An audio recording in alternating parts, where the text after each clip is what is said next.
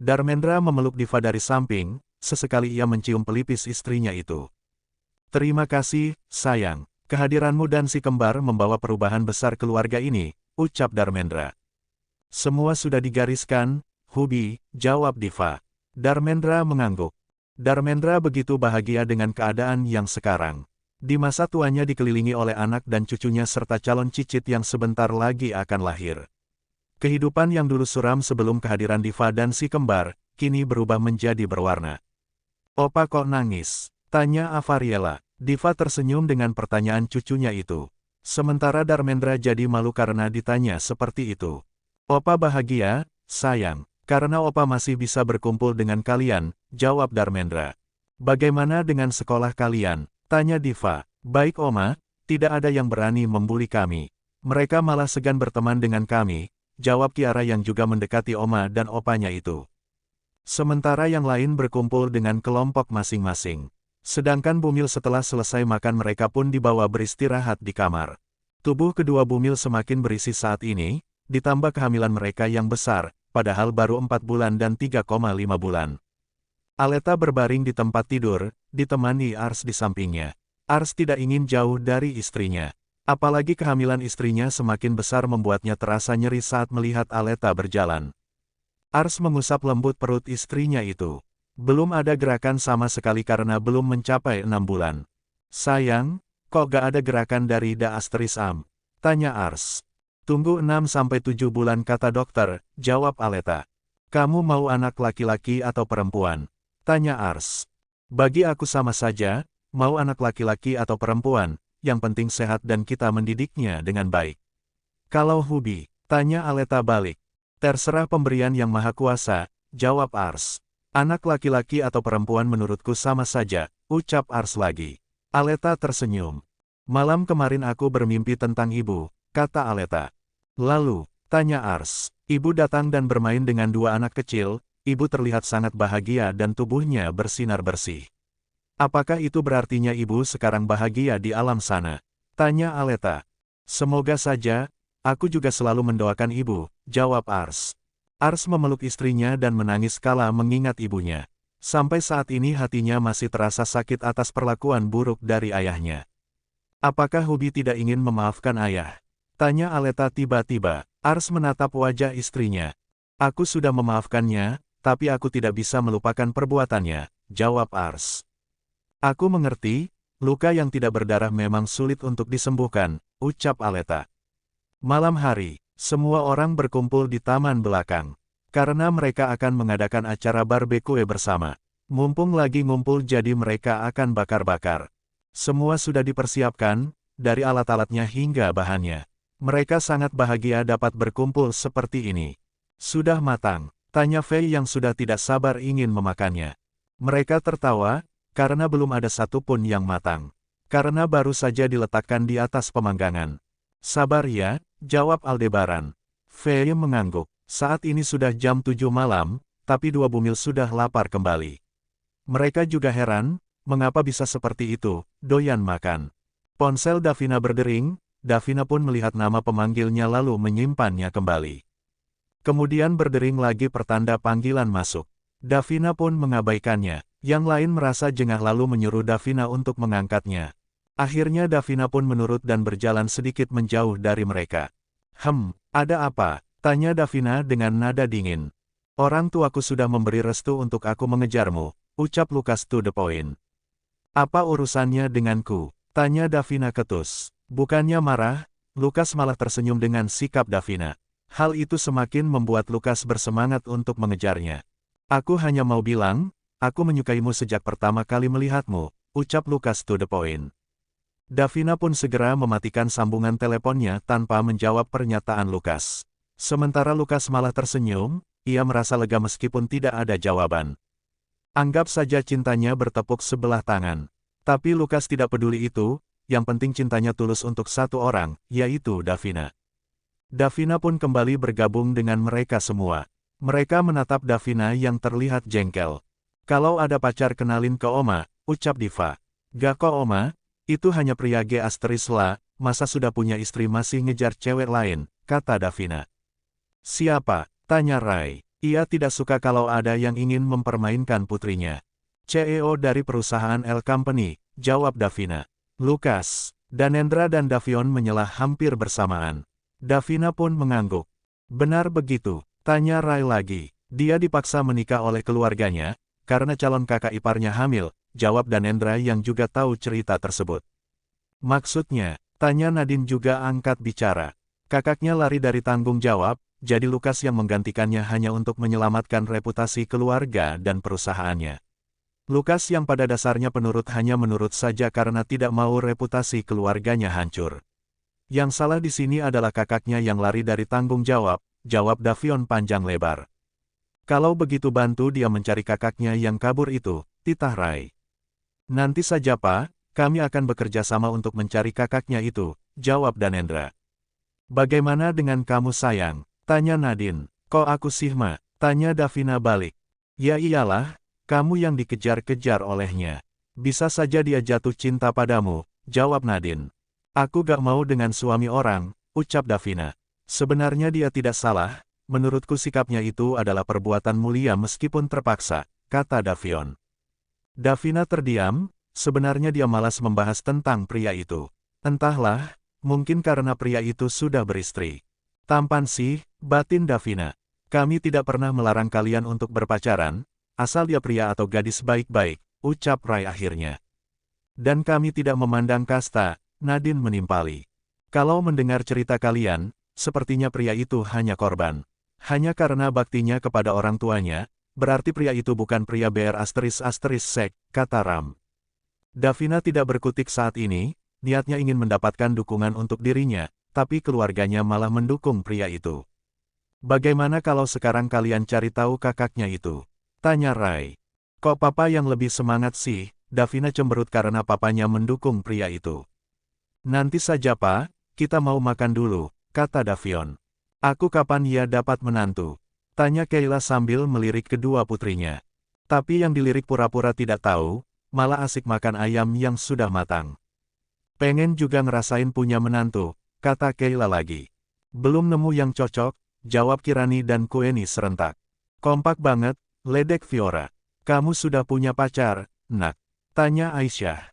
Uhuk, Fiora yang sedang makan pun tersedak, dengan cepat saudaranya menyodorkan air minum kepadanya. Kalau makan pelan-pelan, ucap Apkori. Fiora cuma mengangguk. Lalu mereka pun melanjutkan makannya, meskipun sesekali menggoda Davina dan yang lainnya. Bumil tidak peduli sama sekali dengan mereka. Malah mereka menjauh bersama suaminya masing-masing. Sayang, kok gak dijawab pertanyaan Mama? Desak Aisyah. Fiora menggeleng, kalau membahas soal pacar, dia sangat malas. Karena sampai saat ini belum ada yang sesuai dengan kriteria yang diinginkannya. Banyak sih yang tampan dan mapan, tapi bagi Fiora itu bukan tipe idealnya. Tipe idealnya sederhana, yang tulus mencintainya seperti papanya mencintai mamanya. Kalau tampan dan mapan itu adalah bonus. Jangan bahas itu dulu Ma, nanti kalau sudah ketemu juga bakal langsung nikah, jawab Fiora enteng. Aku hanya ingin seperti papa dan mama, saling mencintai dan menyayangi, tidak ada pergaduhan dalam rumah tangga, ucap Fiora lagi. Aisyah memandang suaminya yang sedang tersenyum. Kedua orang tua adalah panutan bagi anak-anak, itu sebabnya putrinya ingin seperti mereka. Sementara Kaifira, Nayara dan Raina segera bangkit menjauh, mereka takut ditanya tentang pacar. Adira, Prita dan Danita saling pandang kemudian mereka pun tertawa. Mereka tahu kalau putrinya mengelak dari ditanya tentang pacar.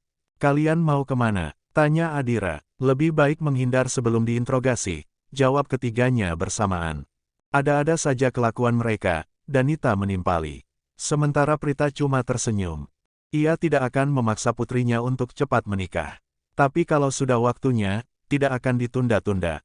Nadine tersenyum melihat Aldebaran yang sangat perhatian kepada istrinya. Sifatnya yang dingin seolah menghilang begitu saja. Kemudian Nadine memandang suaminya. Kenapa? Tanya Rai. Lihat tuh, Nadine melirik ke arah Aldebaran. Apanya yang salah? Wajar dong dia memperlakukan istrinya seperti itu. Tanya Rai. Iya, dia seperti kamu yang awalnya dingin sekarang berubah hangat. Itu maksudku, jawab Nadine. Mungkin jiwa mereka tertukar. Ram yang paling cerewet punya anak dingin, sedangkan anak kita menjadi cerewet, kata Rai akhirnya. Apa jangan-jangan mereka tertukar? Tanya Nadine.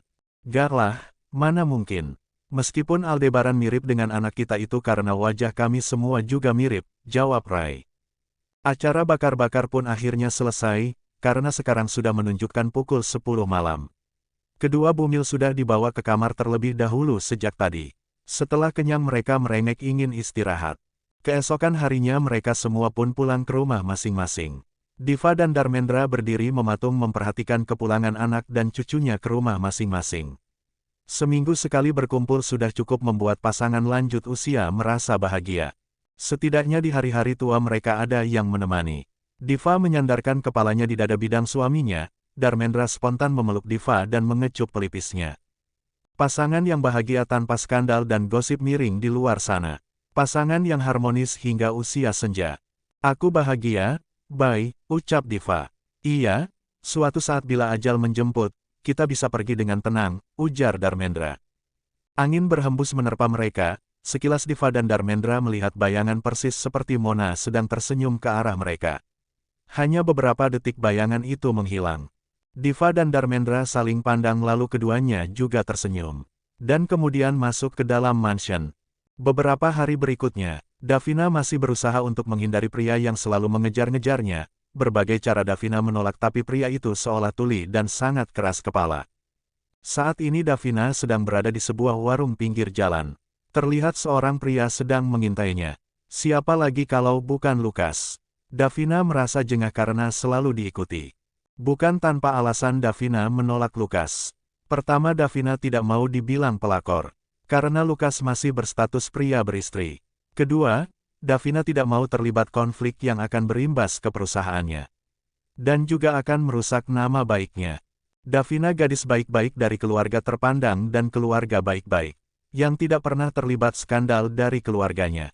Dan beberapa hari yang lalu Davion dan Danendra bekerja sama untuk menemukan keberadaan Erlen. Tidak sulit bagi keduanya untuk mencari informasi tersebut. Lalu keduanya mendatangi tempat persembunyian Erlen yang ternyata berada di bagian negara Timur Tengah. Dengan sedikit ancaman akhirnya Erlen pun menurut dan mau kembali ke negara ini. Alasan dia kabur sangat tidak masuk akal, hanya karena takut keluarganya membuangnya. Padahal keluarganya tidak demikian. Akhirnya Lukas semakin mantap dan percaya diri untuk mengejar gadis idamannya. Dan talak pun sudah terucap dari mulut Lukas. Jadi secara agama mereka Lukas sudah menceraikan istrinya. Dari segi hukum negara, perceraian masih sedang diproses. Lukas akhirnya merasa lega dan tidak lagi terbebani oleh tanggung jawab yang seharusnya bukan tanggung jawabnya. Lukas pun berjalan menghampiri Davina. Selama ia mengejar Davina, Lukas menjadi lebih suka makan di pinggir jalan. Bahkan Lukas juga lebih aktif menyantuni anak yatim. Perubahan yang begitu banyak dan itu menjadi kebahagiaan tersendiri bagi Lukas. Kayak gak ada orang lain, ucap Davina ketus. Lukas hanya nyengir dan tidak tersinggung sama sekali, malah semakin membuatnya tertarik pada sosok gadis di depannya itu. Aku sudah menceraikan istriku, dan kakakku sudah kembali, ucap Lukas. Davina menatap tajam ke arah Lukas, yang ditatap malah tersenyum tanpa didosa, kemudian Lukas mencolek hidung mancung milik Davina. Ih, apaan sih, bentak Davina. Tapi Lukas malah senang. Sana pergi. Usir Davina. Gak, aku ingin menikahimu setelah proses perceraianku selesai, ucap Lukas pasti. Masih banyak cewek lain yang lebih cantik lebih seksi. Mengapa harus aku yang kau incar? Tanya Davina. Karena cuma kamu satu-satunya di hatiku. Memang banyak gadis di luar sana, cantik dan seksi. Tapi kamu beda, aku mencintaimu sejak pertama bertemu. Davina mendongak sedikit, karena tadi ia sedang tertunduk makan makanannya. Pria gila, gumam Davina. Ya, gila karena kamu, jawab Lukas. Davina mencebikkan bibirnya, hal itu semakin membuat Lukas merasa gemas. Setelah menghabiskan makanannya, Davina hendak membayar tapi dicegah oleh Lukas. Biar aku saja, katanya. Davina pun tidak protes dan berjalan meninggalkan tempat itu. Lukas segera mengejar Davina. Davina berbalik dan melayangkan tendangan ke arah Lukas. Lukas dengan gesit menghindar. Kalau tidak sudah pasti Lukas akan terpental oleh tendangan Davina. Tanpa rasa bersalah Davina masuk ke dalam mobil. Lukas berlari kecil dan juga masuk ke dalam mobil.